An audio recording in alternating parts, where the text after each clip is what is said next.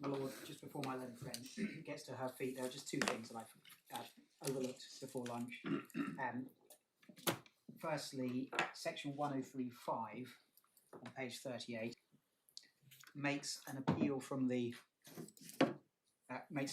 to the AST final, which of course means that there's no onward appeal, but there is the possibility of judicial review. We've argued in writing that that's another indicator that the scope of jurisdiction under section 103 is not as wide as the court and the tribunal below thought it was. I say no more about that. We've made points in writing about it.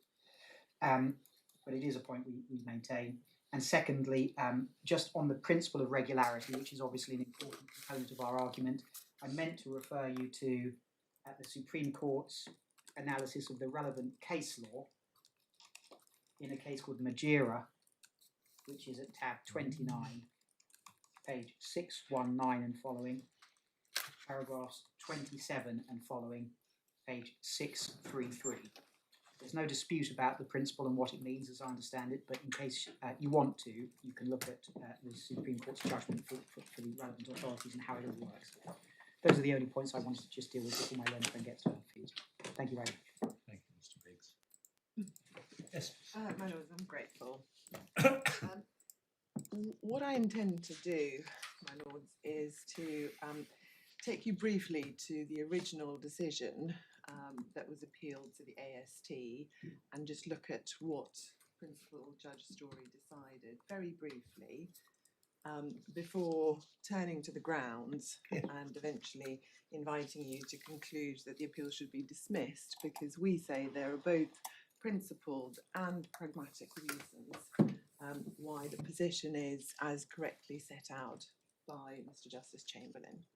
So then very briefly, looking at the decision that was originally under appeal, that's found in the supplementary hearing bundle at pages 24 to 25. That's the original decision which discontinued support.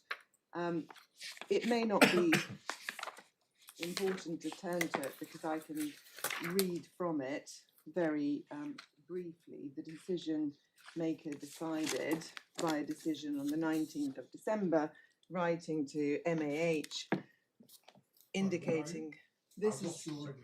I'm very sorry. This is the supplementary hearing bundle.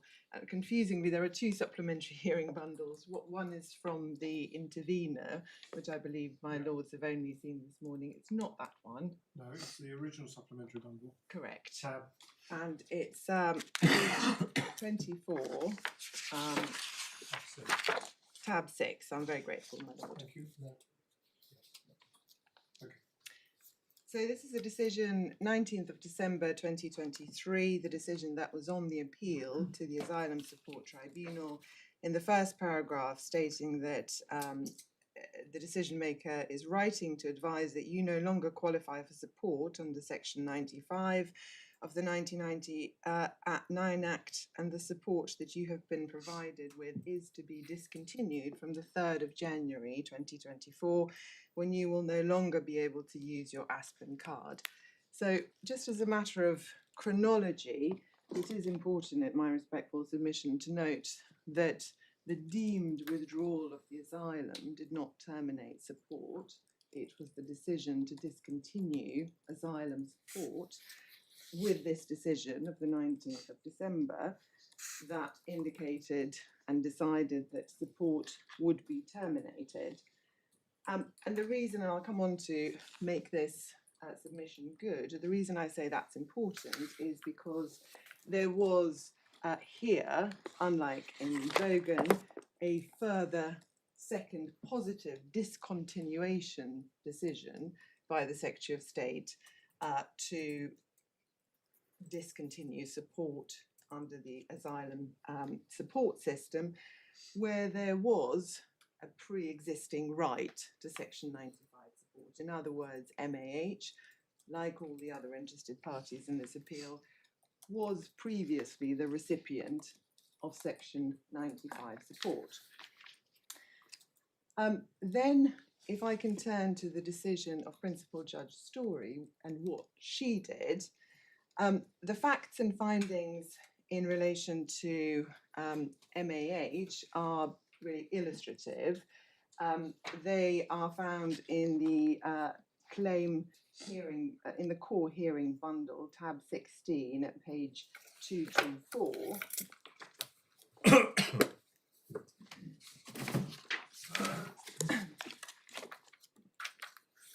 Where the principal judge sets out the background to MAH's case, and she concludes, having heard oral evidence from MAH as well as a number of witnesses, and we get that from paragraph 110 of her determination, but I don't need to ask your lordships to turn to it now. And there was no challenge by the Secretary of State at that hearing to any of the facts asserted by MAH.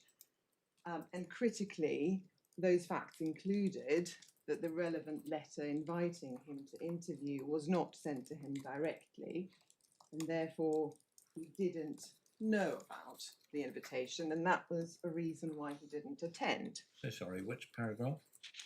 So if we look at paragraph 10 of Principal Judge Story's determination, that's where she sets out that he didn't get the letter inviting him to interview, and he didn't know about the invitation until he received the further letter requesting an explanation as to why he hadn't invited, why he hadn't attended the interview.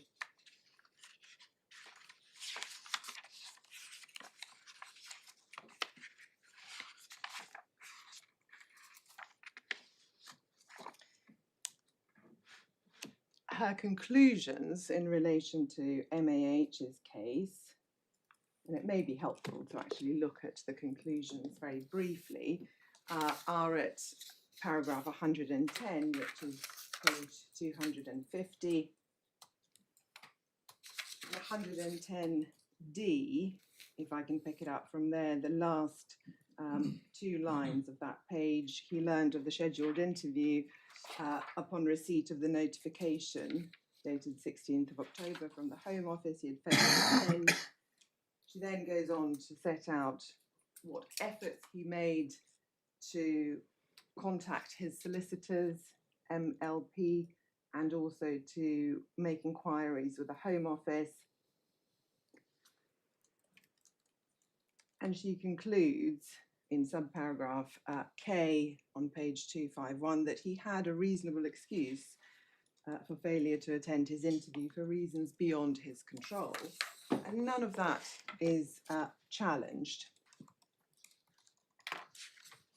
So that's what I wish to say by way of factual findings, and they are important to bear in mind because they play into the question of how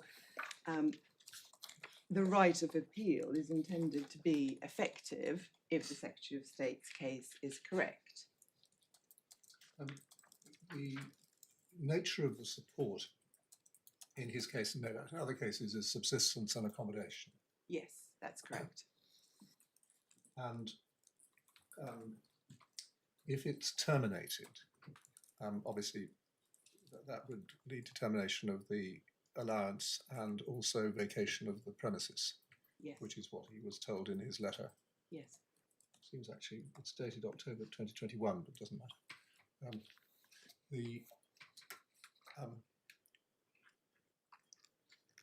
The consequence of, he's told he hasn't got a right of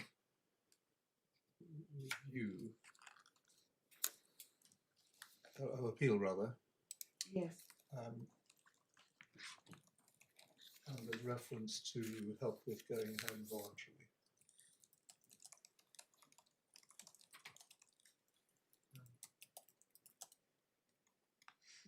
Just scanning it, is there any further reference to alternative avenues for either subsistence or accommodation in this process? No, there's absolutely no reference. If I can also add that there's no reference to a right of appeal against the decision or a right of review. Well, there is a reference to right of appeal, which says there isn't one. Yes, there's no right of, correct, I apologise. There's no right of appeal that the Secretary of State is, says that the MAH is entitled to, and there is no other avenue of support.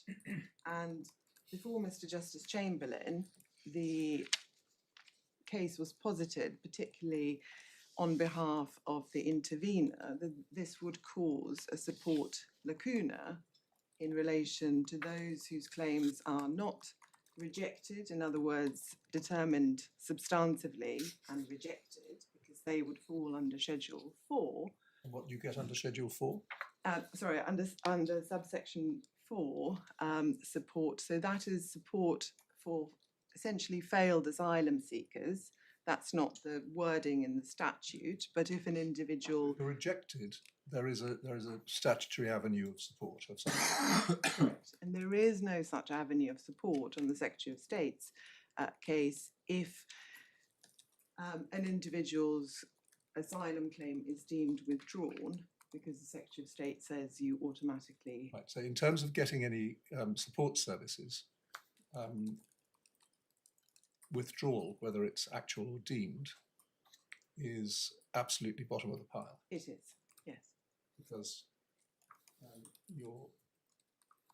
if you need it, if you're destitute, your subsistence is removed, Yes, your accommodation is closed to you, your card is turned off, your Aspen card is turned off, and that's it.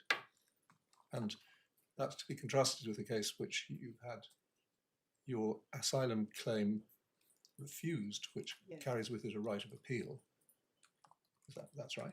well, an asylum seeker would still be considered an asylum seeker for support purposes until the appeal is determined. Because once it's determined, if you object to the refusal, Yes, you have a right of appeal. yes, Right.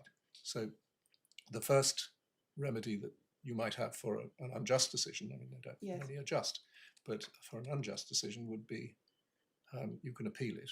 And the second is that that even after refusal, you still have a statutory route to support. yes, Right. So I'm just really measuring the depth of the pit into which you fall if you're deemed to have refused, to have withdrawn, yes, and you dispute, as your client does. But absolutely, in those circumstances, you have no remedy whatever other than what we're arguing about in this appeal.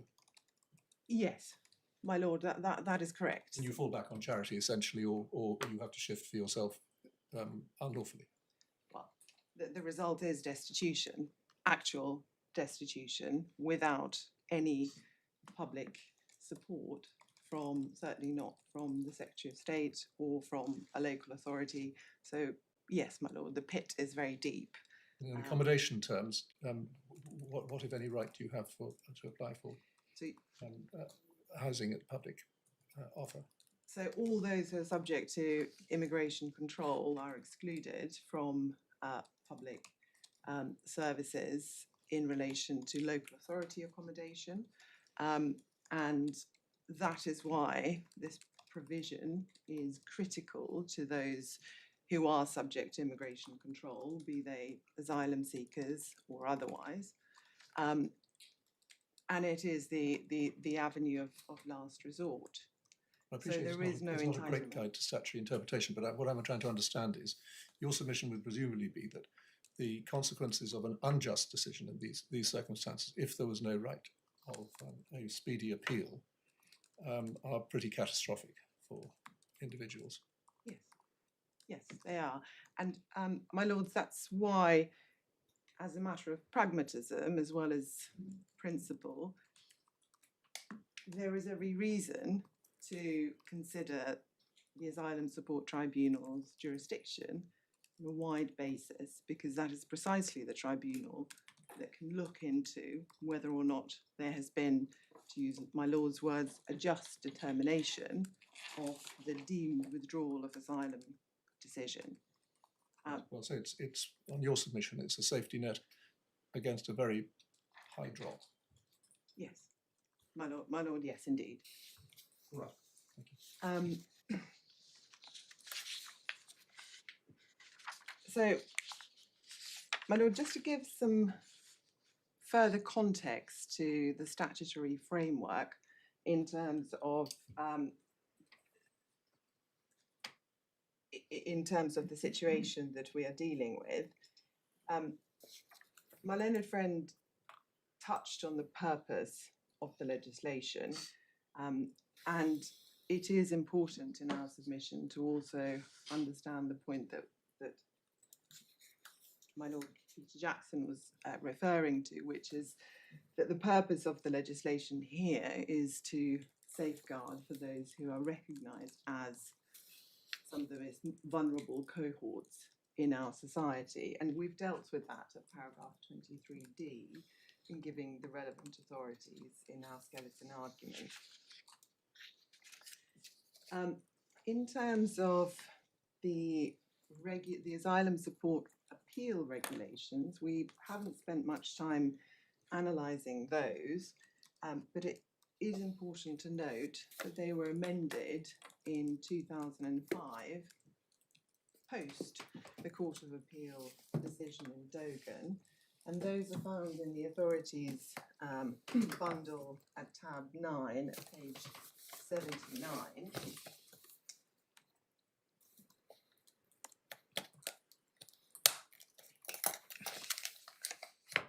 What those regulations did, and in particular,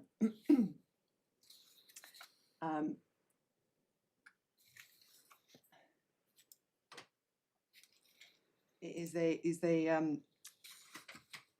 widened the support that was granted to an individual in relation to when and how appeal can be terminated. And actually, if I can ask my lords to turn to the Asylum Support Regulations of 2007-04, which are on page 87 of the authorities bundle, that's where we find the effect of the amendments that were implemented by the 2005 amended regulations. In particular, if we start with Regulation 19 on page 87, just a brief note here in relation to the breach of conditions. Regulation 19.2 defines the relevant condition, and there was discussion about the meaning of the relevant condition, particularly with reference to the reliance that Principal Judge Story places on that. The relevant condition we see from Regulation 19.2 is one which makes the provision of asylum support subject to actual residence by the supported person or a dependent for whom support is being provided in a specific place or location. So it's got a very specific meaning, the relevant condition.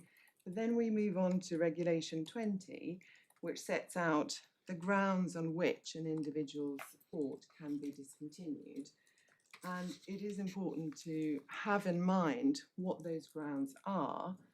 And my lords will note the overlap between both the legal and the factual questions involved in analysing breach of condition as a basis for discontinuation of support, and the factual questions that arise as to when and if the deemed withdrawal of asylum claim is correct.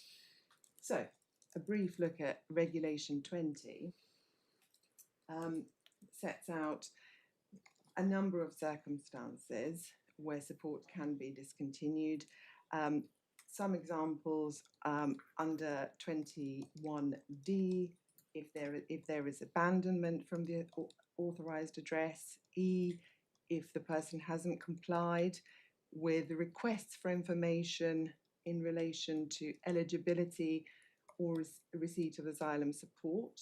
So the Secretary of State can request somebody to give information or come to an interview in relation to their asylum support application, or under G, if a supported person, if he is an asylum seeker, has not complied within a reasonable period with requests that was received by him for information by the Secretary of State relating to his claim for asylum. This would seem to be the most analogous grounds of terminating support in case where an individual has been invited for an interview, they haven't turned up, the Secretary of State can cease to provide support, but note that the invitation must have been received by the person and that he must be given a certain number of days' notice. So all of these grounds on which support can be discontinued are the basis on which appeals are brought to the Asylum Support Tribunal. And these are all questions that in the tribunal's day-to-day workings are determined as a matter of fact. So when we were asking Mr. Biggs about what else but destitution, Yes. this here, you would say, is a menu of things that the tribunal is indisputably entitled to involve itself with. Yes. And there is no, to my understanding, there is no dispute between the parties that that is the case. The tribunal has full, untrammeled jurisdiction to decide as a matter of fact on any of these issues if support is terminated on any of these grounds. It's meant to be a quick, efficient and a swift procedure. Interpreters are provided by the tribunal. Individuals can turn up without representation, and organisations, primarily ASAP, provide free representation, but it is meant to be very accessible. And a decision, as you may have gleaned from Mr. Coatson's statement, the decision is normally granted within 19 days of the lodging of the appeal. The appeal is lodged within the statutory or within the prescribed period set out by the procedure rules, which is within 3 days of the decision.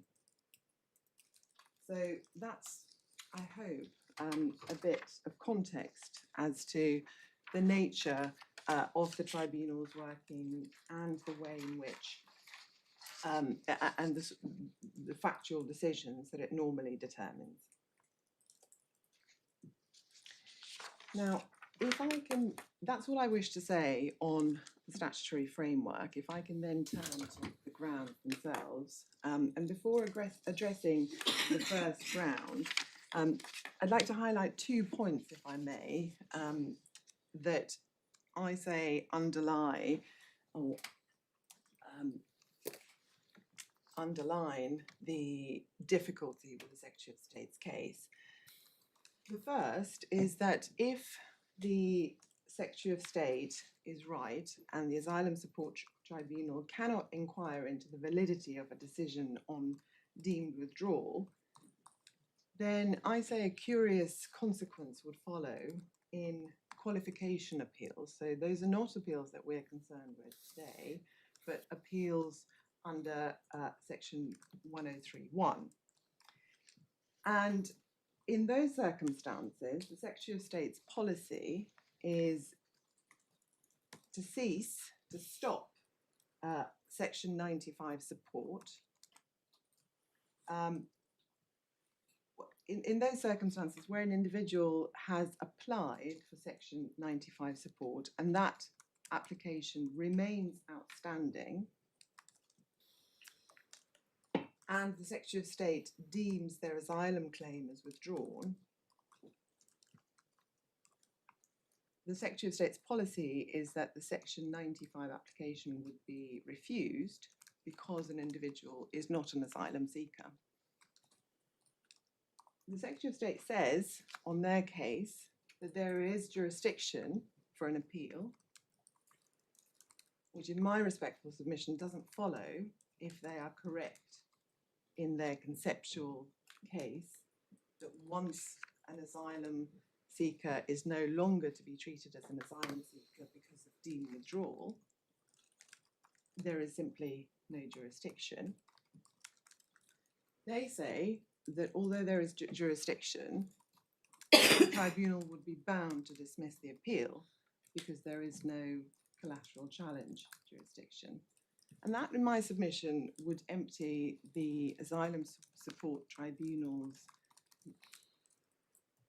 jurisdiction and ability to determine appeals effectively of any useful purpose. The tribunal would be required to accept jurisdiction.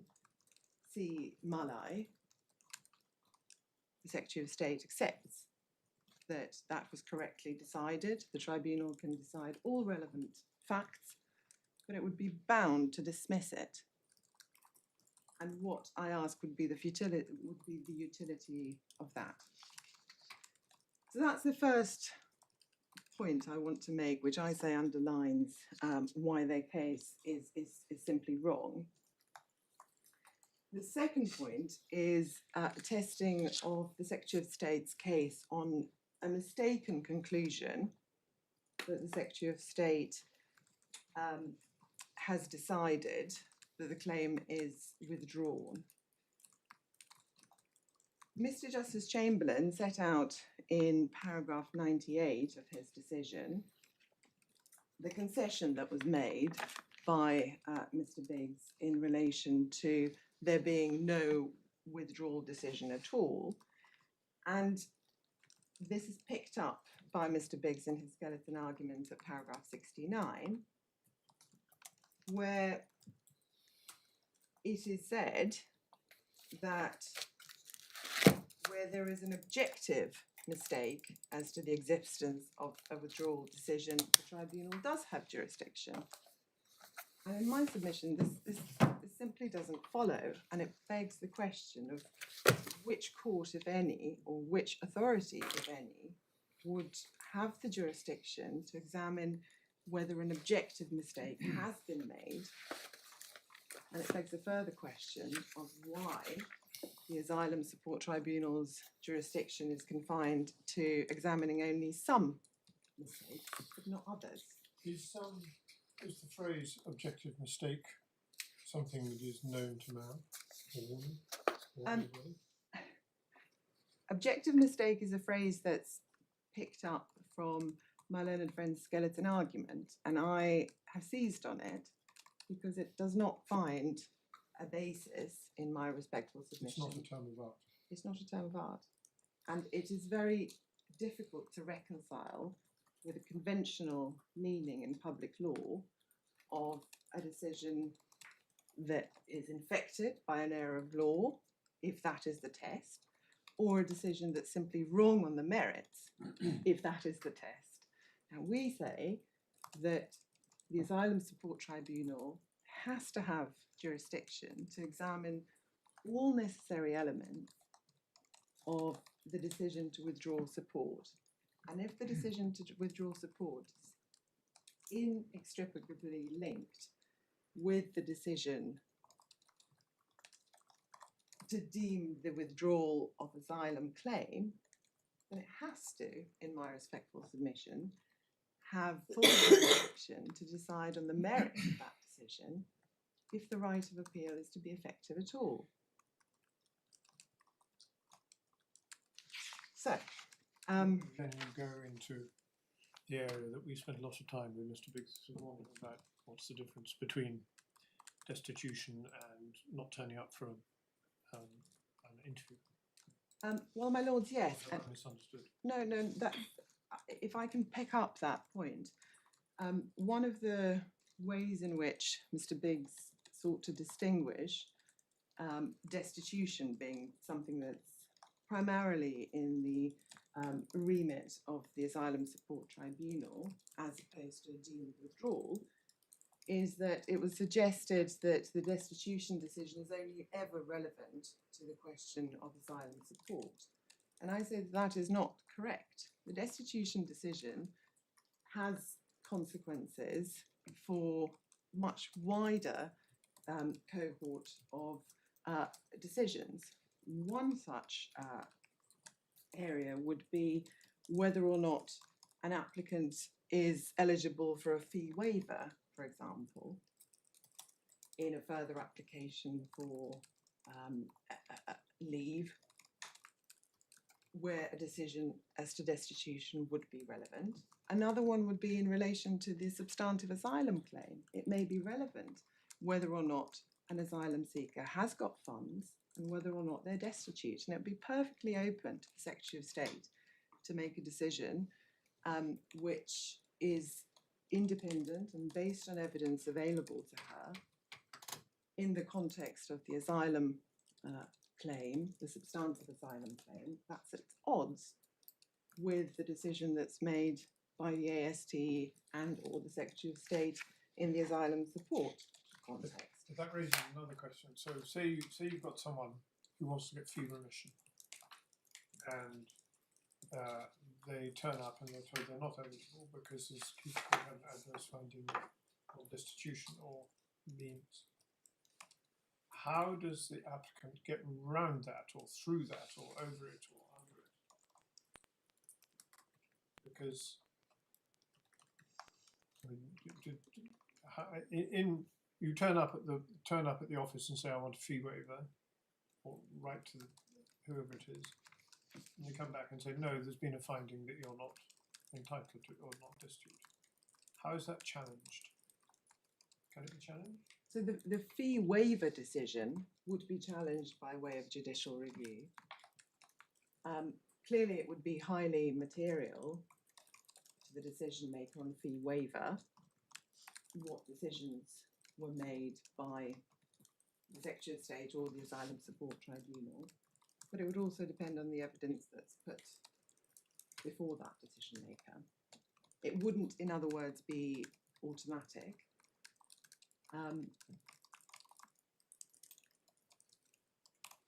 But I think you accept that if the AST cannot address the issues with which we are concerned, the only remedies available to an applicant are JR or making representations to the Secretary of State.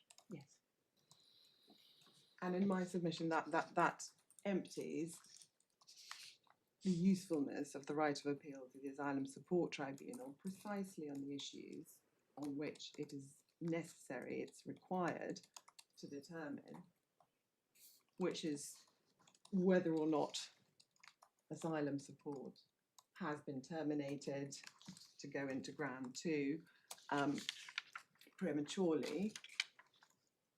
It all depends on the factual findings that are made, on the exploration of that question of has there in fact been a correct, evidenced, deemed withdrawal. An additional element to the picture might be said to be the fact that in sending people in the direction of judicial review, one is sending them from a specialist tribunal to a non-specialist tribunal. Yes, absolutely, and one is sending them to a tribunal that, as my Lord Bean pointed out in the morning, is not accustomed to hearing factual evidence. One where there would be significant practical difficulties with the appellants themselves, the individuals, supported persons, having access to the court. My Lords may have seen the statement of Ellie Proctor, which deals with the very few number of solicitors' firms that have public law contracts that are available. It is not a tribunal, not a court that is readily accessible or available, and nor is it a court that is suited to hearing the types of factual issues that arise in these cases. By contrast, the Asylum Support Tribunal is not only equipped and procedurally set up for dealing with these cases quickly and efficiently, but it is also well versed to deciding the factual issues. You might say that the name gives you a clue to what it's there to do.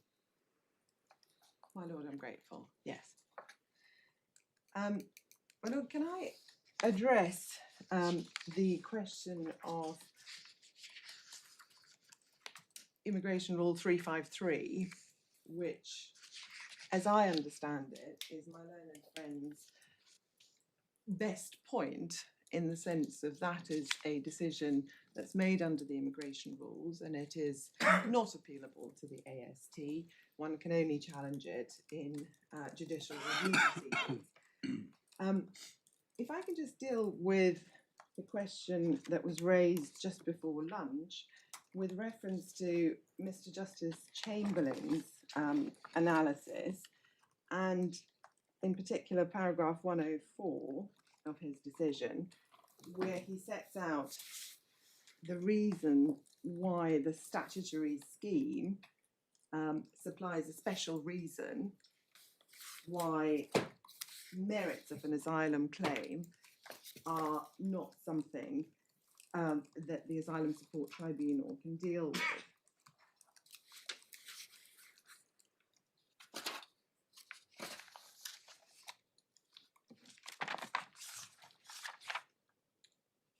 Now, my lords were invited to conclude that somehow this would be the reason why, if the judge is right, the Asylum Support Tribunal may have ultimately jurisdiction to decide the merits of an asylum claim. And I say that's completely wrong. The reason why, in my submission, Mr. Justice Chamberlain set out the special reason in relation to the merits of an asylum claim is because it went to the question of the fresh claim test, which does, unlike the withdrawal of asylum claim, deal with the substance of the asylum claim. The fresh claim test, and unfortunately paragraph 353 is not in the authorities bundle, but I can get it from the case of Robinson, and I'll go to it in a moment. That does require the decision maker to look at the nature of the fresh claim in the substantive asylum context and essentially ask the question, given your failed asylum claim, is the material that you are now submitting to the decision maker as part of your fresh asylum claim, is it capable of being accepted? And that, by definition, involves questions of substantive claim for asylum and the merits of the asylum claim. And that is why, in a very broad sense, it is different from the current context. So to make good this submission, it's perhaps easiest to go to the case of Robinson, the decision which most recently looked at the test of fresh claims, and that's in the authorities bundle at tab 27. And Could you give me a page? it's page 556, my lord, and it's in the decision of Lloyd Jones, paragraph 36. I mean, really, the reason I'm taking you to it, my lords, and forgive me for doing this way, is to set out the wording of paragraph 353.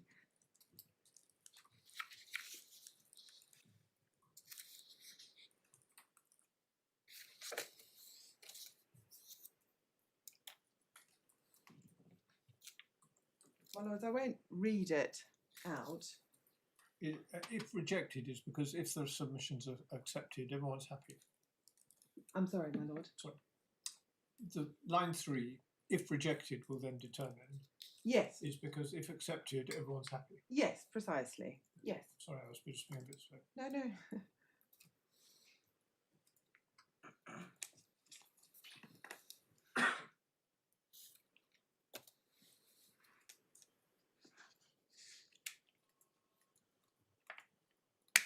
So So it directs the decision maker to look at those further submissions, whether they have already been considered and taken together with the previously considered material, whether they created a realistic prospect of success, notwithstanding their rejection. So those are issues, in my respectful submission, that do go to the substance of the asylum claim. The situation with which we are concerned with here is entirely different. The question of whether or not there's deemed withdrawal of the asylum claim in all of these cases turns on questions of fact that are to do with the procedural elements. Have you attended your interview? Have you responded to the Home Office? Did you get notification of interview? They have nothing to do with the substantive asylum claim. And so, coming back to Mr. Justice Chamberlain's reasoning, that is why paragraph 104 makes its way, in my respectful submission, into his judgment, and it is correct.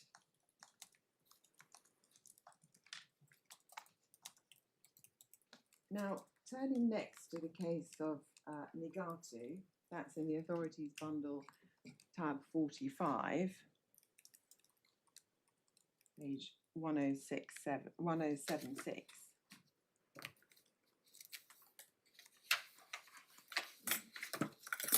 This is a decision of Mr. Justice Collins, and it was submitted by my learned friend that if our case is right, then the decision of Mr. Justice Collins is wrong. I say not so. The decision of Mr. Justice Collins looked at paragraph 353, not the paragraph that we are concerned with, 399C. It dealt with the question of a fresh asylum claim, and there are a number of reasons why Mr. Justice Collins decided, and we take no issue with his decision, that the Secretary of State was correct in that case, that no right of appeal arose as a result of lodging of a fresh claim. One of the reasons was the prevention of abuse. One looks at paragraph 25. Mr. Justice Collins cites Ms. Anderson's submission that there were 7 alleged fresh applications. Each time one was rejected before the removal could take place. All this is very well known as well. Exactly. I mean, look, there was I'm a grateful. quotation from, I think, the future Lord Bingham, Yeah. paragraph 16. It's obvious. If a fresh claim was appealable as of right, there would be no end to it. Precisely, but we are in completely different circumstances here. There is no safeguard against abuse because it is the Secretary of State that makes decision as to the deemed withdrawal, and it is the AST in our case that has the ultimate fact-finding jurisdiction to determine whether or not the claim has in fact been withdrawn. So, my lords, for all of those reasons, and I don't think I need to take you through the collateral authorities, because our case is simply that Mr. Justice Chamberlain got it right in this case. The AST is a court of competent jurisdiction to look at this relevant question, whether or not the deemed withdrawal is correct. And that is a necessary part of the tribunal's decision-making process. It must be if it can deal with destitution. Well, absolutely. We say if it makes no sense, the Secretary of State's case, if it is accepted that destitution can be looked at, and yet deemed withdrawal cannot.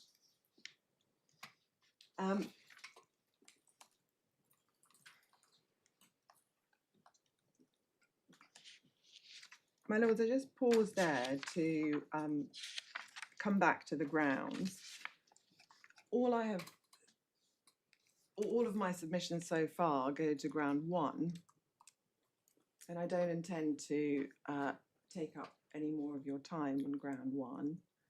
ground two I can deal with fairly briefly, which is to say this, that there is no good reason, in my respectful submission, why there should be such a difference of approach and a difference in jurisdiction if the tribunal can consider all issues of fact relevant to whether or not somebody is an asylum seeker in a qualification appeal, but not in a stoppage appeal. And the Secretary of State's case, in reality, is based on what Lord Justice Laws said in Dogan, which, in our respectful submission, is misapplied to the facts of this case. You've covered that in your skeleton. We have indeed, and I don't intend to take up my lordship's time much further with that, but You can if you like. It is quite important. very well. It is indeed, and the important point about Dogan, my lord, was that it concerned an individual who was refused asylum support. Are we looking, based- just for the comfort of our note, are we looking at your paragraph 31 in which you distinguish Dogan? Page 18? Yes, you are. I'm very grateful, my lord. I mean, it looked as if you were about to speak to that. Yes, I'm very grateful. It is paragraph 31 of our skeleton argument. And it was concerned with a decision to refuse appellant support because he failed to travel to a particular location, and there was no. I understand that it's a different subsection. It's one where regulations could have been laid, but they haven't been. I understand that it's different. Mr. Biggs says, well, that's as maybe, but it's still highly persuasive. So put the 1037 is different, point to one side. Why it, Mr. Biggs says, look at paragraph 17 of Lord Justice Law's judgment. Even if it's technically obiter, it's very convincing and blows you out of the water. So tell us why it doesn't.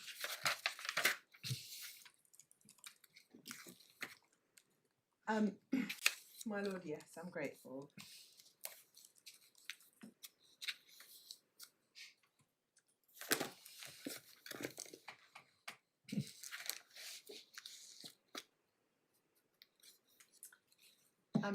What I say about that is not just that it was an appeal under 1037, but my lord, the critical part of the reasoning was that the appellant was attempting to bring himself into the scope of the section 1032 appeal, where there was no prior decision made in his case under section 95. That was the decision under section 95, and there was also no dispute that the condition, the locational condition, had been breached. There was no dispute that he hadn't travelled. And so, unlike the current cases, cohort of cases, there wasn't a prior entitlement to support that was enjoyed under section 95. And there wasn't a dispute as to whether or not a breach of support conditions was involved. There was a live issue in this case. The issue was, did MAH attend the interview, fail to attend the interview without good reason? What was his reason? So there is a live issue here.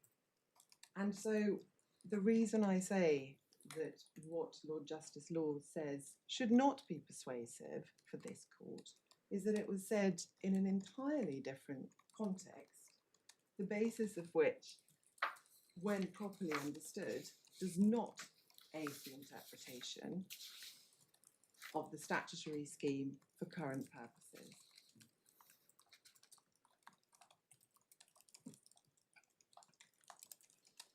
What I say is that Lord Justice Laws, when he looked at the question of breach of conditions, automatically disqualifying somebody from the definition of asylum seeker in paragraph 17 and 18, was referring solely to somebody who hadn't accepted the asylum support that was being offered under section 95 because they hadn't complied with the locational condition.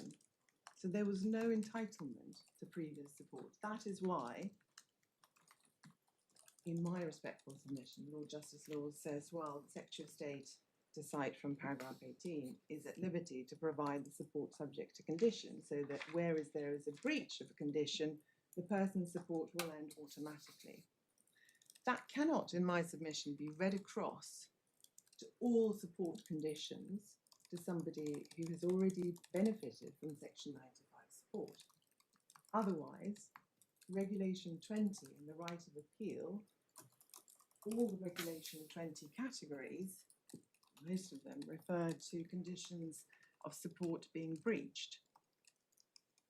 If Lord Justice Law's judgment is to be interpreted and read across to all conditions, that runs contrary entirely to asylum support regulations, and in particular Regulation 20. Now, the reason I said earlier that the amendment to Regulation Asylum Support Regulation 20 was made in 2005 and that it predated the judgment of the Court of Appeal in Dogan, that may be a reason why Predated or postdated? so that the amendment to the regulation postdates. Postdated. I'm sorry if I Yes. said the opposite. Yeah. It postdates the decision in Dogan, and it may be why Lord Justice Laws perhaps expressed himself more widely than is now contended for, and in our submission, then it is right. So that's what we say about Dogan. If you're right, or if Mr. Biggs is wrong, Yeah. what do you say the proviso means, which would otherwise have come to an end? The proviso, we say, means that the support one is entitled to under Section 95, so that is support that one's already receiving, and that is why it's a stoppage appeal, before that support would otherwise come to an end. So, in other words, without the decision ceasing support, that is a decision I took you to at the beginning, without that decision, the person would continue receiving support. That is what we say it means. The judge spent pretty much a full page on Dogan at 108 through to 112. This is at 101 of our bundle.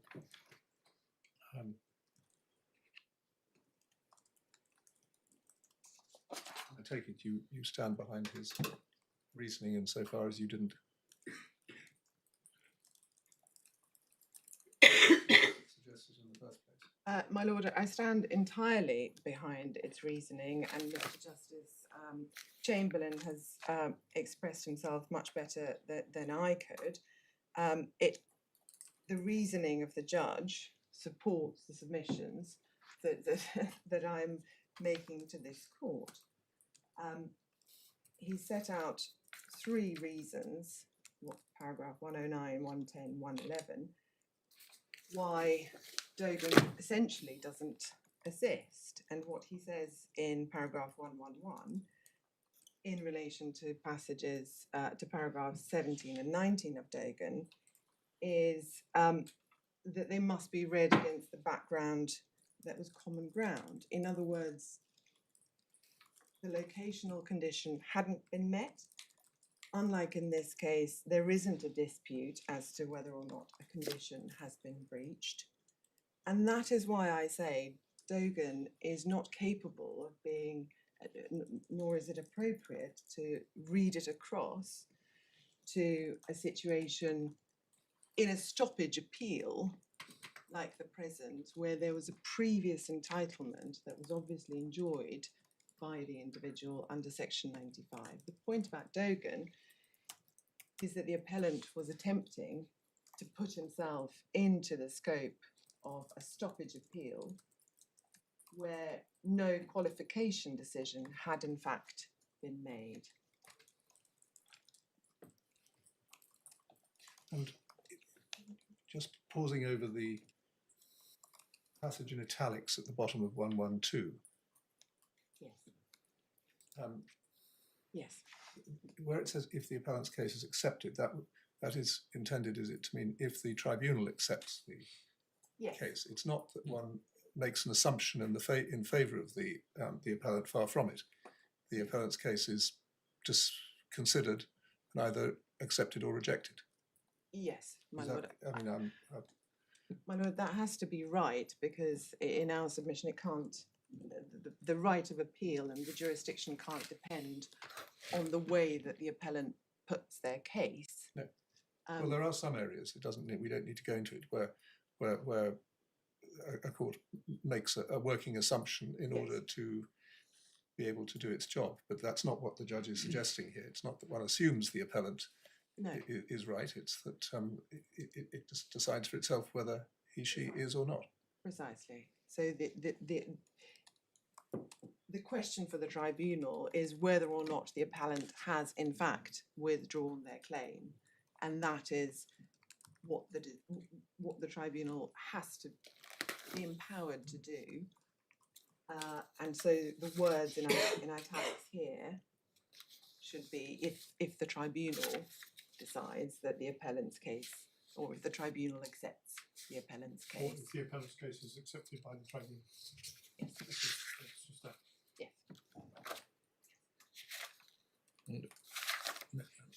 Mr. Spencer and Mr. Clark, in the submissions which I've now read, say that, if I got this right, that the classic case covered by the proviso, where support would otherwise have Yeah. come to an end, is where the asylum claim's been determined one way or the other. Yes, I do. I do accept that and rely on that. If an individual's asylum claim has been determined, then under the 1999 Act, their asylum is stopped. The asylum support is stopped in prescribed periods, so 28 days if the appeal, if the asylum claim is allowed and accepted, 21 if it is rejected. So in those circumstances, no right of appeal would arise. And so, yes, I would support that submission and concur with ASAP's position that the proviso includes those situations where asylum support automatically comes to an end, which translates into a final determination of the asylum claim.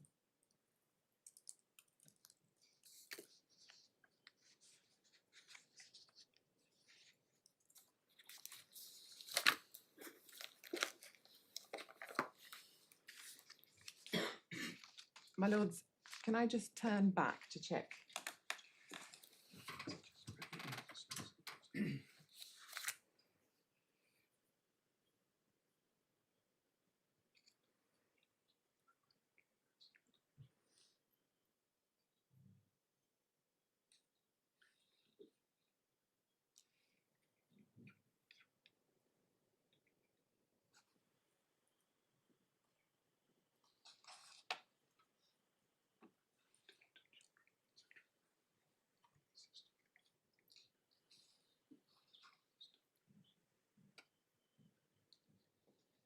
I was going to call on Mr. Grigg anyway, so if there's a final point which you'd like to leave to him, then do.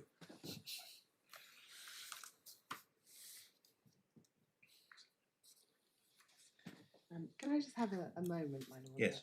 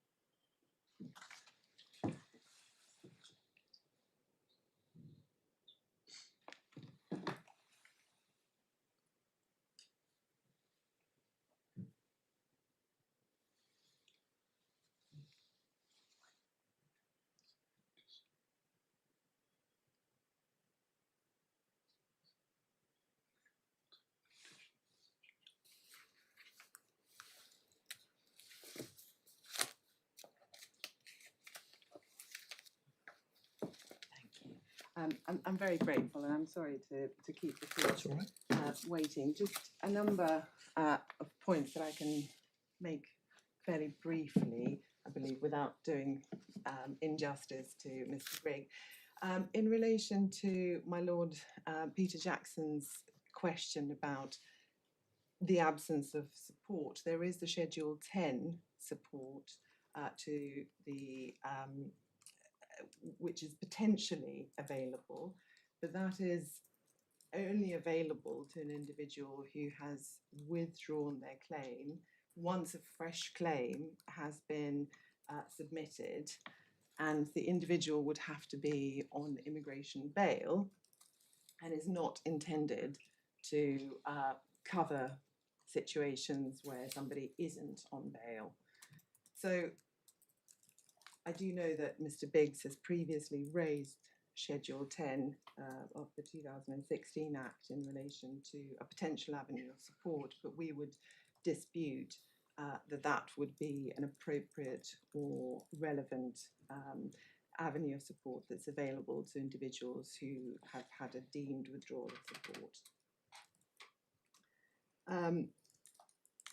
Just in relation to Immigration Rule 353 and Robinson, Mr. Grigg has helpfully reminded me that the current version of paragraph 353 is different to the one that I've read out in Robinson. It's not a material difference, but it is worth being accurate in that after the words refused, where an asylum claim is refused, it now reads or withdrawn or treated as withdrawn under paragraph 33C of these rules, which, although it refers to the provision of the rules with which we are concerned with here, doesn't change the substance or tenor of my submissions.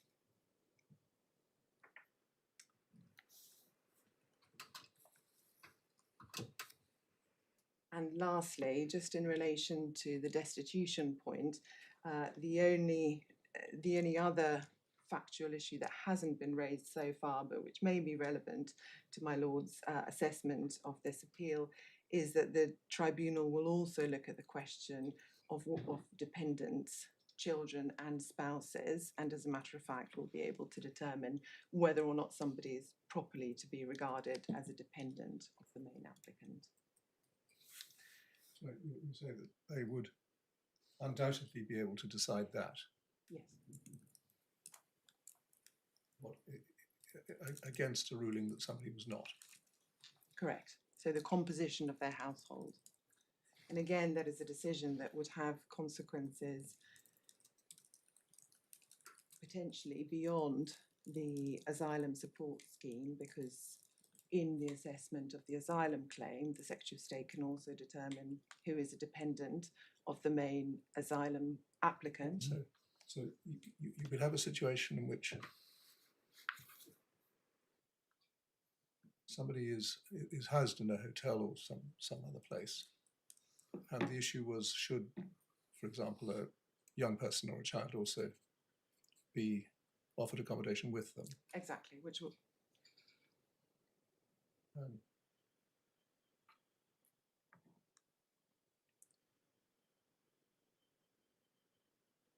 But the issue of a dependent doesn't arise unless you've got a principal.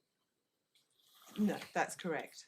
So the issue of dependency is yet a further instance of a decision where the tribunal has untrammeled and accepted jurisdiction to decide for itself who is the dependent. But you couldn't get to the point of a dependent. I mean, let's suppose there was no jurisdiction to decide whether somebody was No, exactly. was eligible for support. The support for a dependent is contingent upon a decision in favour of the principal. Yes, precisely. Understand. So, my lords, unless there's anything arising, we would invite you to dismiss the appeal. Thank you very much, Ms. Harry. Mr. Grigg, Thank you, Matt. Mr. Biggs. Thank you very much, my lords. Just a few brief points in response to my learning friend's helpful submissions. On the support lacuna, first of all, I'm grateful to Ellen Jones for referring to Schedule 10 of the Immigration Act of 2016. As we submitted below, there's a passage in Mr. Justice Chamberlain's judgment that records my submission below by reference to a case called Humanewski, if I'm pronouncing that correctly. So probably not, but I'm not going to try again. Where we referred the court to Schedule 10 of the Immigration Act 2016 as providing, if you like, a filler to the lacuna that's suggested in terms of the provision of support. The case we've referred to that I've mispronounced provides that the Secretary of State is obliged under Schedule 10 of the 2016 Act to provide support where human rights require that. So that would obviously cover a situation of destitution that could approach the level of Article 3, a breach of Article 3. So limboella destitution, which is essentially the issue that the AST will be looking at. I wouldn't ask you to say the name again, but can you give me the neutral citation? Of course, just give me one moment, my lord. It's in the authorities document. I don't think this case is, no. Just give me, if you'll just... Or give us the paragraph of Mr. Justice Chamberlain which refers to this submission. That's what I am intending to do, my lord. Just bear with me a moment.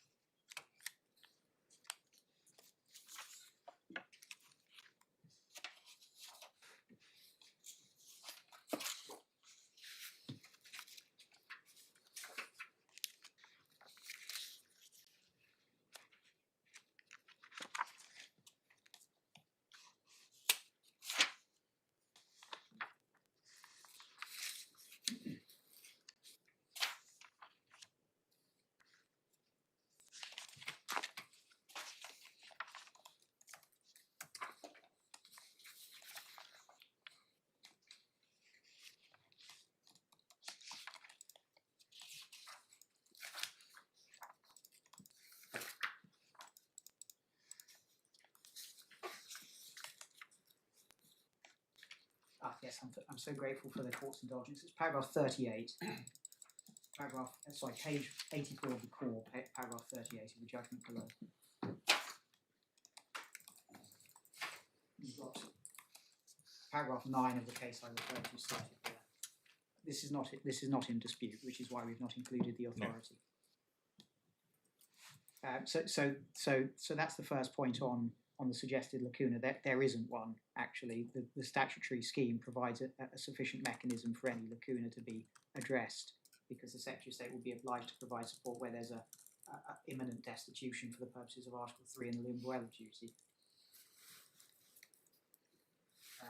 The other point to make here is that it's actually the decision withdrawing an asylum claim that would result in the suggested lacuna, not the availability of a right of appeal. No, just like going back to Schedule 10. Yes. What's the time gap between losing the support from your status as an asylum seeker to Schedule 10 support kicking in? Well, now I regret not having the judgment that I mentioned in the bundle. I think the suggestion in that case is that if there's a human rights obligation to provide the support under Schedule 10, it has to be provided pretty quickly. I think 7 days was the suggested time frame. So what would happen is the person would say, I'm not eligible, my support has to stop because of the withdrawal of my asylum claim, but I still need the support, I'm going to be on the streets or whatever. The Secretary of State would then consider whether to provide support under Schedule 10, and would then, if it's accepted that there's a basis for providing that support because of human rights or otherwise, the support would then have to be provided very quickly within a week. So it's contingent upon acceptance by the Secretary of State of an obligation, which should be accepted if the Secretary of State accepts that it gives rise to human rights. Yes. But if it's not a human rights claim, then different questions may arise. The Secretary of State would have to decide whether there is a human rights derived obligation to provide the support, but there are other criteria as well that might be engaged.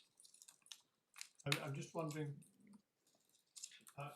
what one of the claimants or applicants in this case spent 3 days sleeping rough because of the decision. I'm just thinking, just trying to get some handle on how seamless the provision is, Well, if it is at all. can I put it like this, my lord? The Secretary of State's obligations in respect of Article 3 in limbuella destitution would have been engaged in that situation, and it's quite clear that the Secretary of State is under an obligation under Section 6 of the Human Rights Act to act sufficiently expeditiously to deal with the obligation that arises to avoid destitution. So the statutory mechanism through which that Section 6 obligation is discharged would be Schedule 10. It could also be Section 95, but in this hypothesis, Section 95 is not available if we're right that the discontinuation of, the withdrawal of the asylum You've claim not means yet you're made a new claim which has been recorded. Well, you would make an application for Section 10 support in the usual way, and you would say, I need it very quickly because I'm at imminent risk of a breach of my Article 3 rights. And the Secretary of State would then have to comply with her obligations under the Human Rights Act to act with appropriate expedition and celerity. That's how it would work, my lord. We have some evidence from Mr. Copson about this, don't we? Could we look at the supplementary bundle for the intervener? Of course. Page 9. Thank you. And then obviously we'll come to your response, but paragraphs, it's a tab 1, starting at paragraph 26 Yes, I see that. and running through to paragraph 32. He speaks of the purpose of Schedule 10 and issues that arise. In particular, he makes the point that it's not intended for asylum seekers. Paragraph 27. The answer to that is the point we made below by reference to the authority I mispronounced. There's an obligation, and the Secretary of State is obliged by the Human Rights Act to comply with human rights obligations, and it's clear that she will and has to do that. So we don't accept that Schedule 10 does not provide an appropriate mechanism. Obviously, the evidence is what it is. I mean, it's expressed in fairly guarded and speculative terms.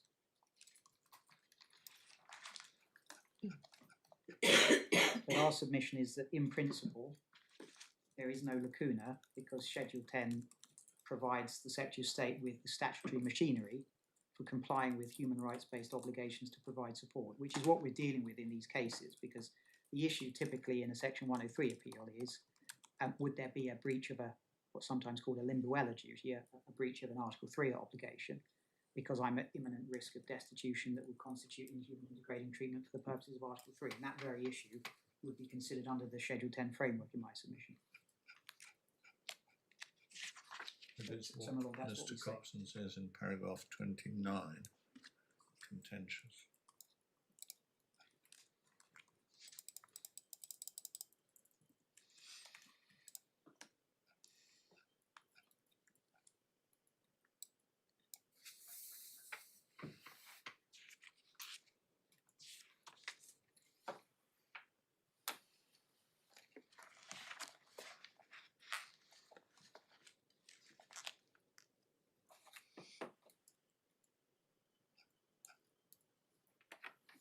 So just dealing with these bullet points in reverse order, obviously bullet point 1 is right. I don't have any instructions about the next bullet point up. I don't think there's anything wrong with that.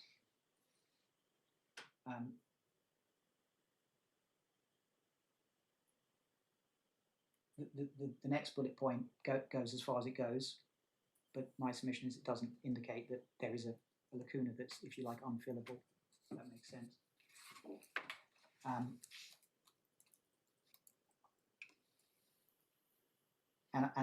And bullet point 1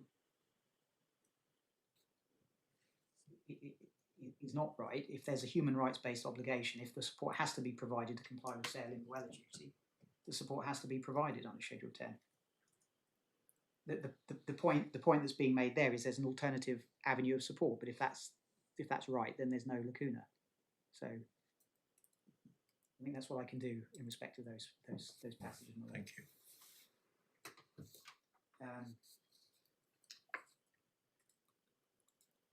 my learned friend submits that section 1031 would be denuded of any useful purpose. I think that was the language my learned friend used. If our case is right and the tribunal does not, the AST does not have a collateral challenge jurisdiction that allows it to look at the merits of a decision deeming an asylum claim withdrawn, in my submission, that's just clearly wrong. Not all cases before the AST are concerned with deemed withdrawals. So section 1031 clearly does have value and purpose if the Secretary of State is right. It has limits, but that's inevitable. But as we submitted in opening, we know that in a 353 case, section 1031 is not available from a practical point of view because there's no collateral challenge jurisdiction in respect of 353 decisions. And I don't want to belabor the point, but we say there's a very close analogy between that type of decision and a decision deeming an asylum claim withdrawn. And we also say that standing back, our overall analysis, in particular on collateral challenge, makes best sense of the overall scheme under section 103 because it makes sense of section 103.2 and the proviso in section 103.2. And I'll deal with my learned friend submissions on the proviso now, because my learned friend submits that the reasoning of Lord Justice Laws in this court in Dogan is obiter, that we rely upon is obiter and wrong. We submit that's incorrect. The reasoning that I've drawn attention to, that we've relied upon consistently in this litigation, is an independent strand of reasoning that supports the court's decision in Dogan. And on that basis, it is part of the ratio. You're almost certainly right, but I had in my mind that Ms. Savage's submission wasn't that it was wrong, but that it was talking about something else. We've misunderstood it. Very well, yes, and that the misunderstanding is with you rather than with Lord Justice Laws. Very, very well. I wasn't entirely. No, I'm grateful. I understood it. With respect, that submission is unsound. With great respect to my learned friends, we didn't spend much time on Dogan because of time constraints. But at paragraph 17 to 23, it's quite clear what Lord Justice Laws is saying, particularly 17 and 18. Lord Justice Laws makes the point that if you don't meet the definition of asylum seeker, then the support under the statutory scheme has to end, and therefore the proviso is engaged. We know from Mr. Justice Chamberlain's decision, this aspect of the decision is not an issue before my lords. Paragraph 90 of Mr. Justice Chamberlain's decision, the withdrawal of deemed withdrawal of an asylum claim means that you cannot meet the definition of asylum seeker. So on that basis, the reasoning at paragraph 17 and following in Dogan is directly in point. It may not be reasoning that my learned friend agrees with, but it's clear that that's what Lord Justice Laws and the court agreed with, the other members of the court agreed with him, but was saying. So my lord, that's my response to that strand of argument. But what we say more broadly in respect of section 1032 and the proviso, in response to my learned friend's argument about that, in addition to the point that I've just made, that what Lord Justice Laws said is what he said and what the court meant, and that it's correct, is that on my learned friend's analysis, there is actually no good answer as to what would otherwise come to an end means. So in other words, my learned friend can't explain what the proviso means. Well, she has. You may not like it, but she adopted the intervener's, or agreed with the intervener's suggestion. Yes. But it means that the classic case is where the asylum claim has been determined one way or the other. Very well, my lord. Yes, latterly my learned friend did accept that, and we've got no issue with that. But if you go over the intervener's submissions, you will see, this is I think paragraph 7 and 8 of the intervener's written submissions, the interveners are careful not to claim that the proviso only applies where there's a determination. And the reason for that is the reason I gave in opening. The proviso is not explicitly or implicitly limited to a case where there's a decision on an asylum claim, a determination. It says what it says. It says otherwise than would come to an end, quite deliberately. And that takes you back to Lord Justice laws in Dogan, do you meet the definition of asylum seeker in section 94? That brings you back to Mr. Justice Chamberlain, para 90 below. The answer is no if there's a deemed withdrawal. And what that means is there's no jurisdiction in this case. In respect of section 103.2, one of the three cases that was considered by the AST below at the substantive stage was a 103.1 appeal. My learned friend suggested that this court's not concerned with section 103.1, but of course her client isn't, but there is one case where that's relevant.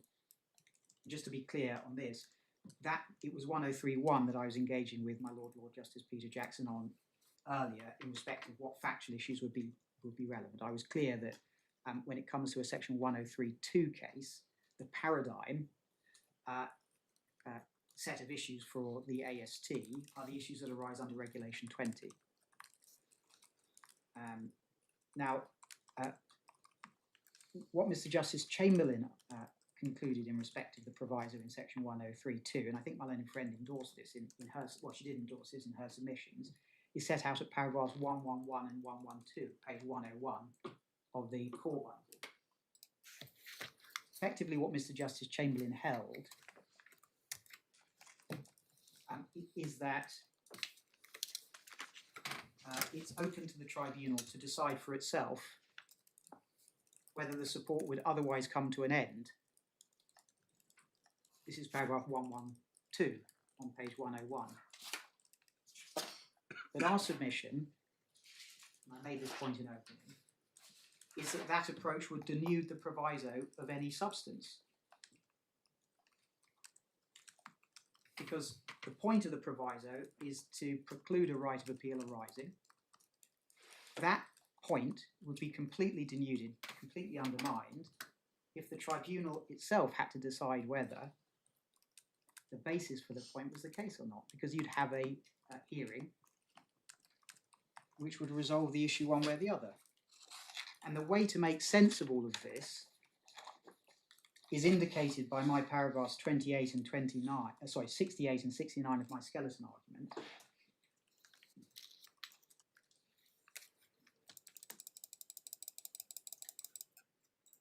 Where there is a decision that's separate to the decision under appeal, that means that a person no longer meets the definition of asylum seeker.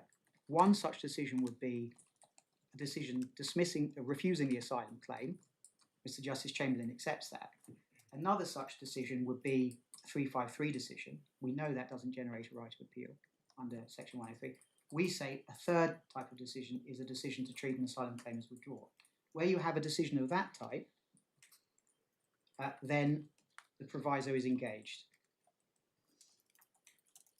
And I appreciate that the way I expressed the point about objective mistake at paragraph 69 is perhaps less than ideal.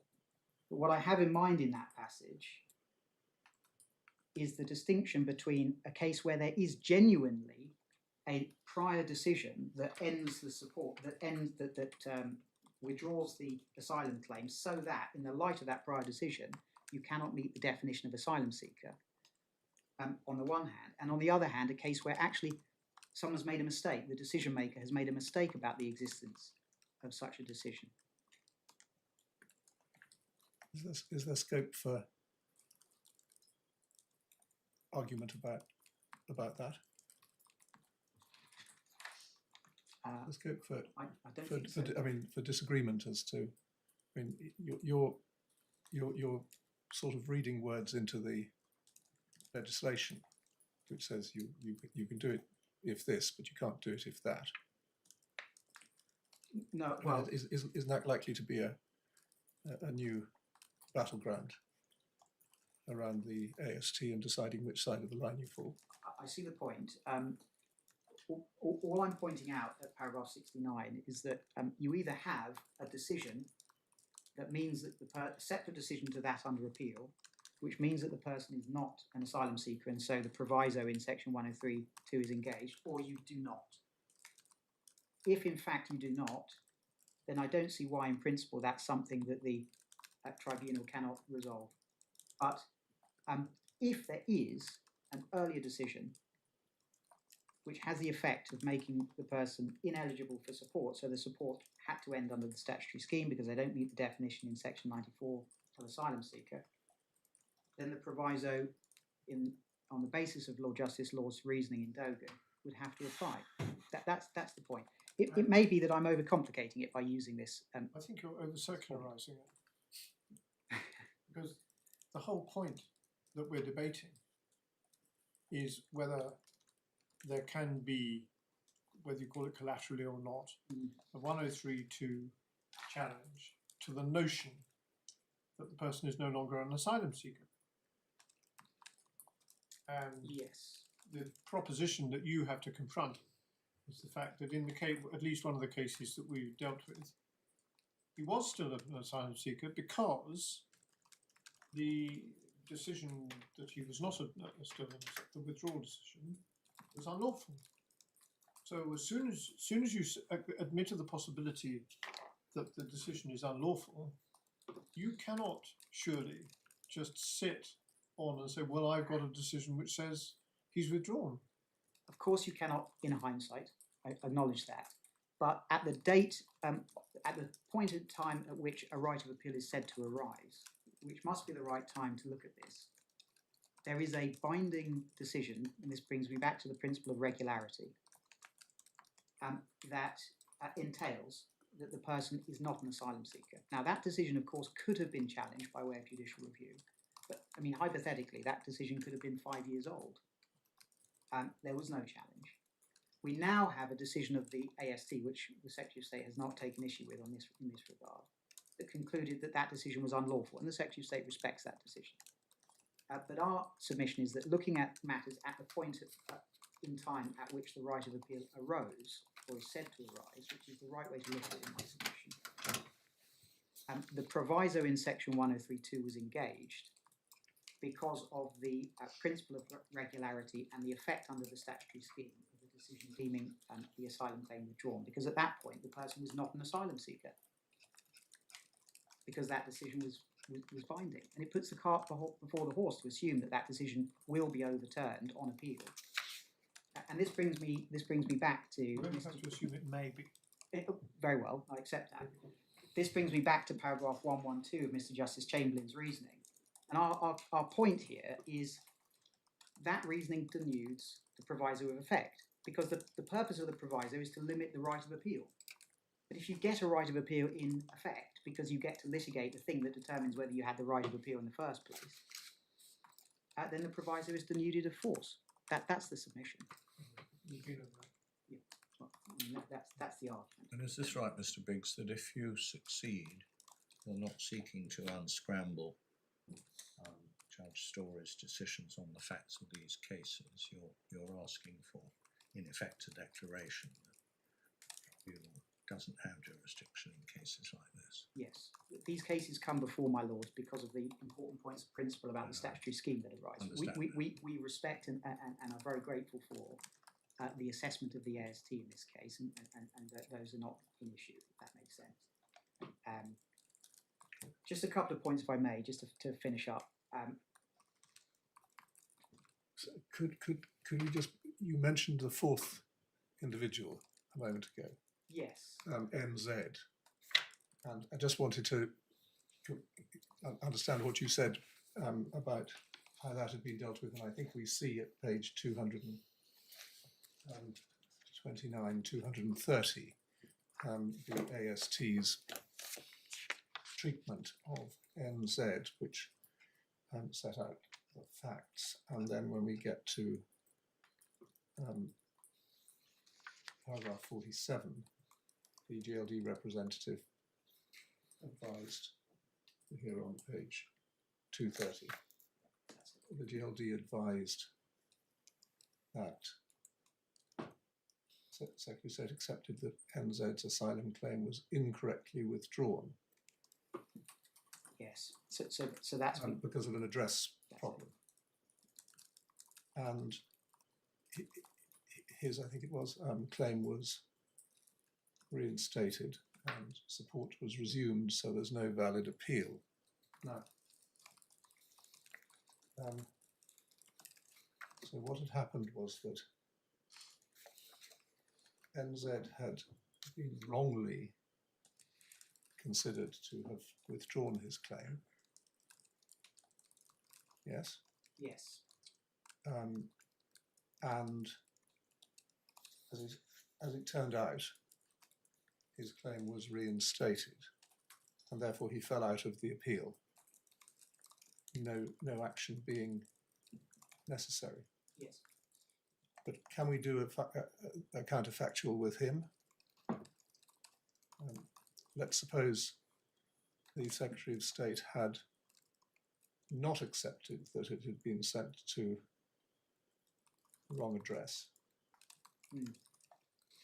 and had wanted to maintain the decision to withdraw support and withdrawal of support from NZ.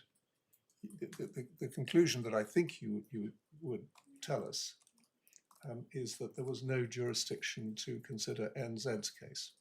I mean, he seems, if that's right, to be a working example of the difficulties that might arise if there was a lack of an opportunity to correct something as egregious as that. I think I would have to accept that. I mean, in fairness to my client, the error was corrected once it was appreciated. But Yes, but to your client's credit, but in a sense, you express gratitude to the tribunal in a number of respects.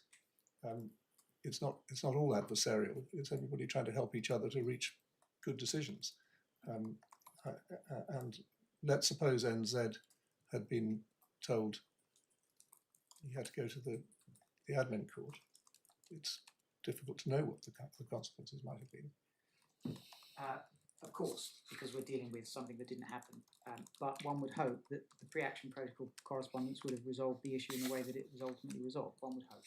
He wasn't going to write it himself. No, I think he was assisted. But I need to just double check whether he's represented. Yes, he was assisted by a law centre, Central England Law Centre. Yes. Thank you. Thank you very much. The case that concerned the Section 103 appeals, I think LKL, if that's of interest. Thank you. 103.1 appeals. So, turning to Mullen and Friend's argument in response to what Mullen and Friend says is our strongest point, the paragraph 353 point. In my submission, Mullen and Friend's arguments are, with great respect, unpersuasive. Mullen and Friend relies on paragraph 104 of Mr. Justice Chamberlain's judgment to say that what matters, the reason why paragraph 353 decisions are not something that the tribunal under a Section 103 appeal can look at, is that paragraph 353 requires consideration of the merits. The first point to make is that is not why fresh claim decisions are not appealable, either under Section 82 of the Nationality, Immigration and Asylum Act 2002, or, if you like, by way of a collateral challenge, in a Section 103 appeal. They're not appealable because under the statutory scheme, the Secretary of State has authority to make a paragraph 353 decision. And doing that does not trigger a separate right of appeal. And in that context, the courts have held, not only is there no right of appeal from such a decision, but there's no entitlement to collaterally challenge such a decision so as to bring yourself within the scope of a right of appeal. My learned friend says, well, building on what Mr. Justice Chamberlain says at paragraph 104, that the Asylum Support Tribunal is not set up to deal with the merits of asylum claims, and so that applies to 353 decisions. The difficulty with that is that there is a tribunal that's set up to deal with the merits of asylum claims. That's the First-tier Tribunal hearing appeals under Section 82. And we know from the MG case, this is tab 49, page 1158 and following, we looked at it before lunch, and the Robinson case, that there's no right of appeal to the First-tier Tribunal in respect of a Section 82 appeal in 353 cases. So my learned friend's use of Mr. Justice Chamberlain's judgment of paragraph 104 to try to deal with paragraph 353 is unpersuasive. And in fact, Mr. Justice Chamberlain did not refer to paragraph 353 at all in his judgment below. Paragraph 104 was concerned with the possibility of a decision on the merits of an asylum claim. So you make a claim, it's not a fresh claim, it's a complete claim, and then it's decided by the Secretary of State. And Mr. Justice Chamberlain, no doubt conscious of the possibility that the logic of his analysis would lead to the Asylum Support Tribunal being able to look at the merits of that decision, said what he said at paragraph 104. But in my submission, in principle, that reasoning is not persuasive. The best point, with great respect to Mr. Justice Chamberlain, that he makes is that there's an alternative right of appeal. But I tried to deal with that in opening. You can conceive of a hypothetical world where, in fact, there's no alternative right of appeal, and it's hard to see why that should therefore somehow change the scope of the right of appeal under Section 103. The third point I want to make here, before I move on, is that deemed withdrawal decisions themselves raise specific issues that the Asylum Support Tribunal is not necessarily set up to deal with either. They may turn on public law issues, for example.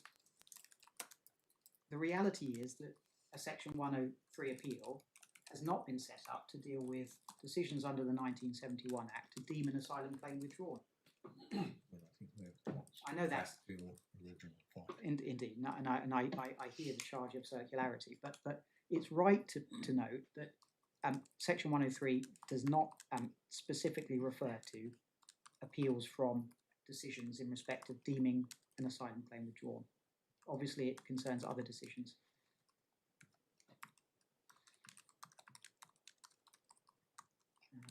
And so the final point that I just want to make is this.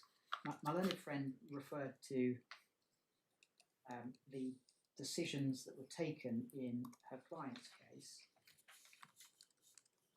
the decision, sorry, that was taken in her client's case, at page 24 of the supplementary bundle. I just refer the court also to the decision in GK's case, which is at page 66. Now our submission is that those decisions do not involve any consideration of the merits of the decision to withdraw the asylum claim. They are based on the fact that the asylum claims had been withdrawn pursuant to historical decisions.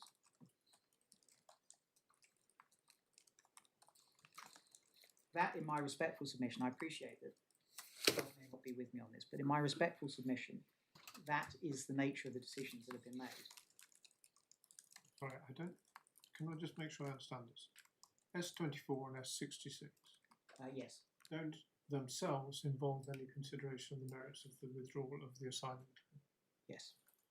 But they are central to the decision which is sought to be appealed. Yes. So they are taken on. Where does your submission go? I don't understand. Well, those decisions are taken on the basis that the asylum claims have been withdrawn by virtue of an historical decision. There needs to be, or A and B are part of the same process, or the same decision. What they don't do, my lord, is specifically engage with the merits of the decision to withdraw the asylum claim. They don't engage with the merits at all. They don't give any reasons at all. Well, the reason they give is your claim's been withdrawn previously. Yes. And that's my point.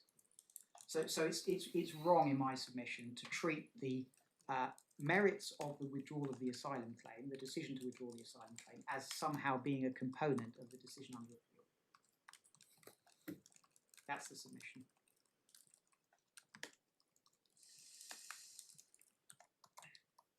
My lords, can I turn my back and make sure I haven't missed it?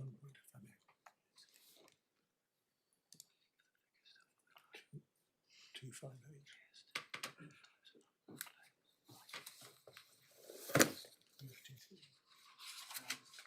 I'm sorry, my lord. There's just one thing that I just wanted to be absolutely clear about. My learned friend relied upon Regulation 20 of the 2000 regulations as amended. my own friend suggested that that somehow might mean that the reasoning in Dogan is not persuasive or is not binding. In my submission, Regulation 20 actually is nothing to the point. Certainly it doesn't undermine the Secretary of State's analysis. Regulation 20 sets out grounds for suspension or discontinuation. It does not set out conditions. That's the important distinction. Regulation 20 is not about Section 95(9) conditions, which is what Lord Justice Laws refers to at paragraphs 17 and 18 and in the following passage. My lords, I'm very grateful for your patience. Unless you have any questions. We're grateful for yours. I think Lord Justice Peter. Yes, just one, if I may. Could we just look at the very end of the FTT judgment? It's at 257 over into 258. Of course. Just to set these proceedings in their context. I'm particularly looking at paragraph 138 and 139. Yes. I mean, it doesn't tell us anything about statutory construction, just to identify where we are on the map or on the timeline. Yes. The principal judge's observations were really to the effect that the Secretary of State was seeking to overturn 18 years of practice in the AST, and now it would be 19. Is that actually? I think that's probably an unfair characterisation. You will see in those passages 138 to 140, there's reference to paragraph 71, the judge of this reasoning. If we go up to 71, Yes. you'll see that actually there's a dispute within the tribunal on this point of jurisdiction. Yes, well, she refers to another first-tier tribunal judge, so who clearly 71 doesn't. 71, he produces a number of decisions, then he seems to change his mind. If you look at, I think it's 72 or 73. Sorry, I've now lost the. So What's the page number? 234, mother. 234. That's right. Thank you.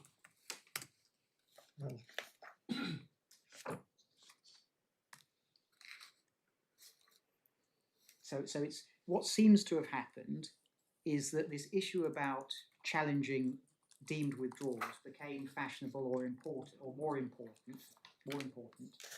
than it had hitherto seemed. The evidence that we have suggests that there were more cases Yes. where withdrawal was deemed, and that led to an increase. I don't dispute that. That's no doubt why it became more prominent. That's perhaps a more neutral way of putting it. Right. So this isn't a sort of long-running issue that's been resolved authoritatively in the past. There was a need to resolve these conflicting decisions, albeit that perhaps internally or whatever, the tribunal seems to have settled on an outcome. And you've got the references at 71 to 74 there of various decisions. The Secretary of State's position actually is that the law has been clear on this since Dogan, certainly in terms of issue 2. But you know, my lords, we are where we are. The Secretary of State's approach is based on principle and the Dogan authority. Well, I was only going on what the principal judge said. So even if you cut it back to 2021, which would mean that it was whatever I said before, 17 minus 3 years. So she appears to believe, and in a sense, who could doubt her if she lived it, that for 14 years the position was understood, or something like that. And then you have the sequence of decisions. Yes. So whatever Dogan meant, can you remind us what year it was decided in 2003? I think that's right. Let me just... Something like that.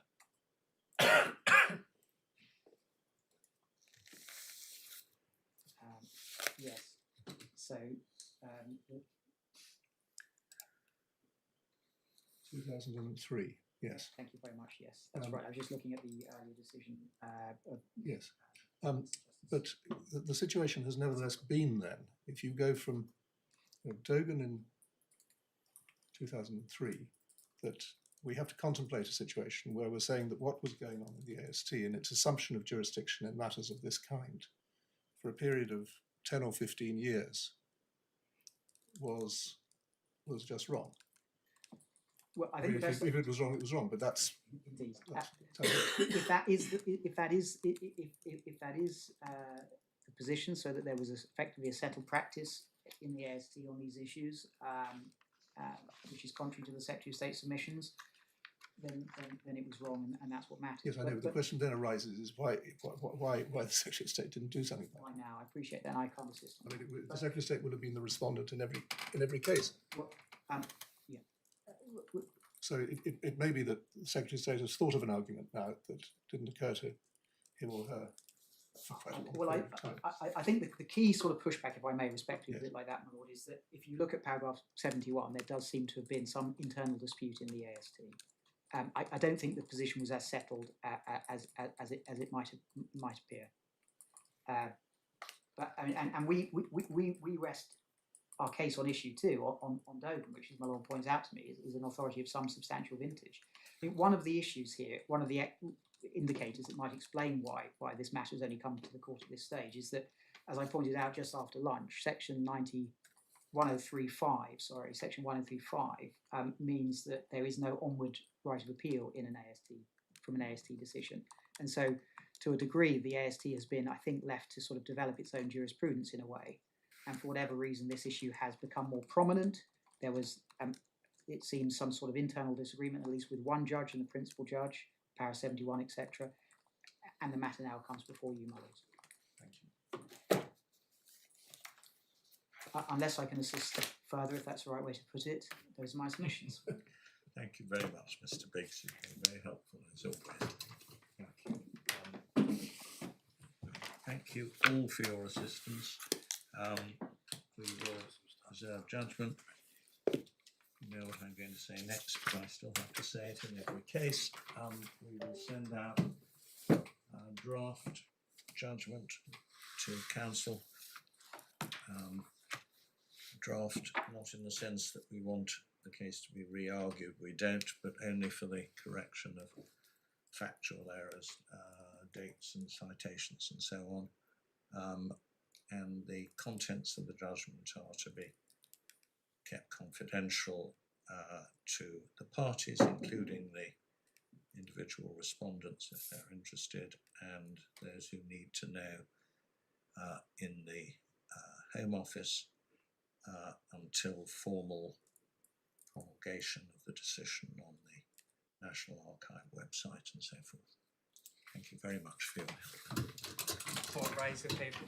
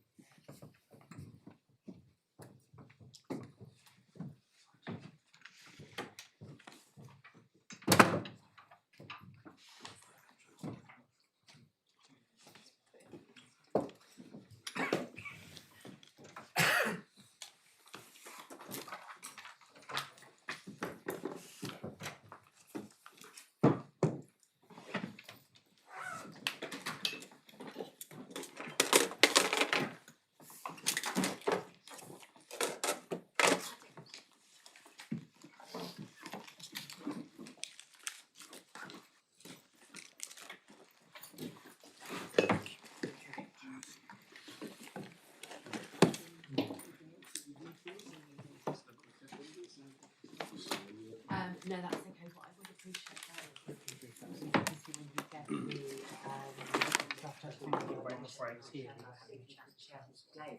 live stream to the world, so even though it says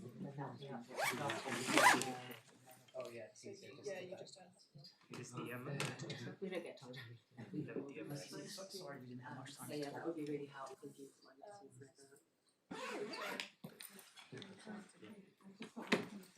Hello. Yeah. How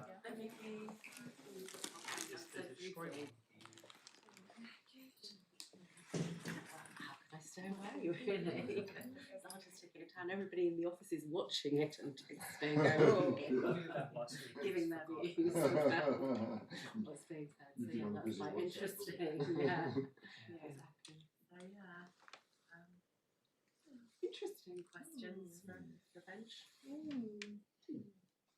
Do you have any indication or idea of how long these things are taking to come through at the moment? I don't know. I mean, they can take a while. But how long is it taking?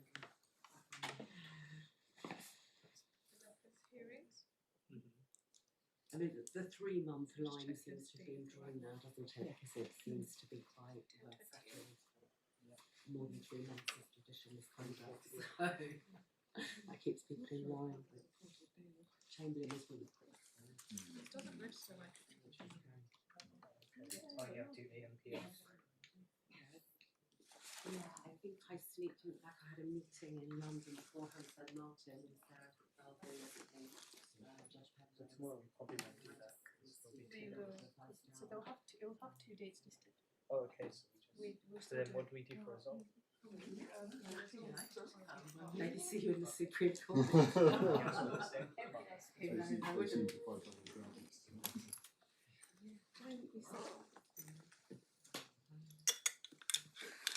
Interesting times we live in. Yeah. Very much so. Good. All right, nice to meet you. Okay, Take nice care. to meet you. Journey home. Hopefully. Becky's name. See you soon. Thank you very much for your sharing your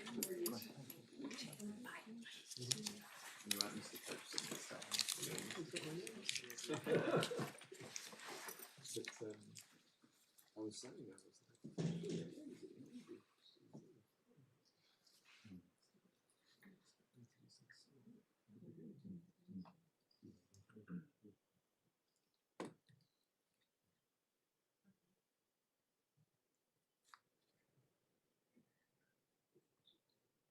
See everyone else. Okay. Do any of these look like Vicky? Oh, it's this one. Oh, okay. Why is her name? Say hi, it's Ansel.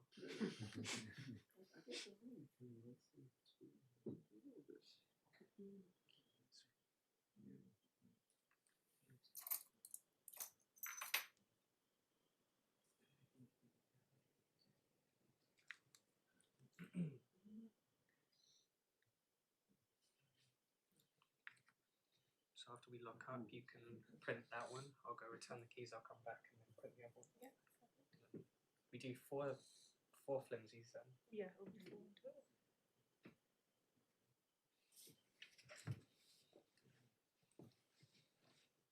Kind of early today. This is a good time.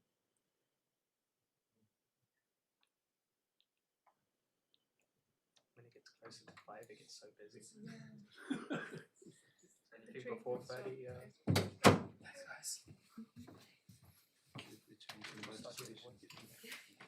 Thanks, guys.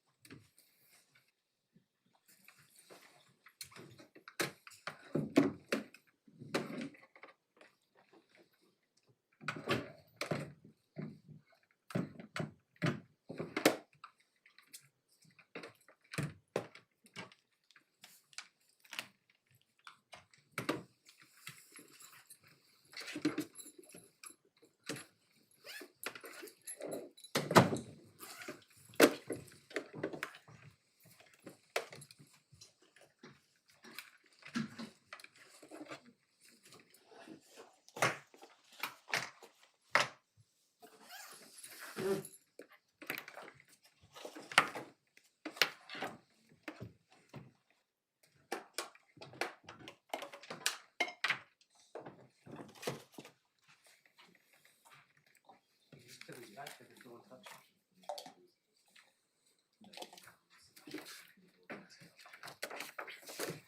Okay, thanks. Yes, See you later. One of them needs cleaning.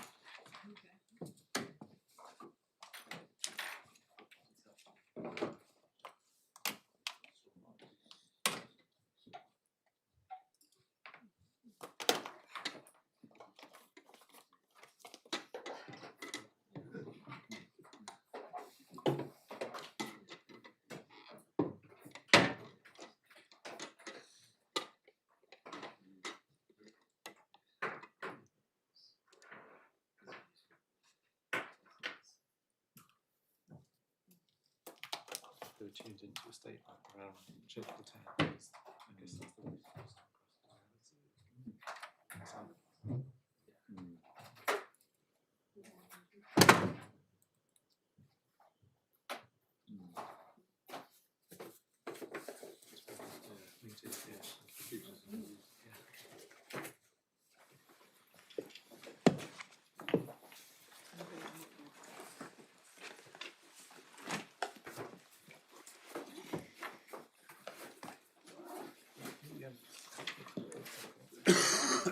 About those emails with the FA the subsequent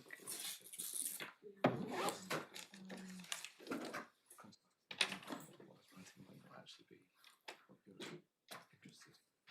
Oh, it was a very urgent day. That person got time to schedule time and the location dispute. Yeah, the ones where we've gone through Yeah, not as yeah, much more legible WhatsApp messages. But, yeah. I know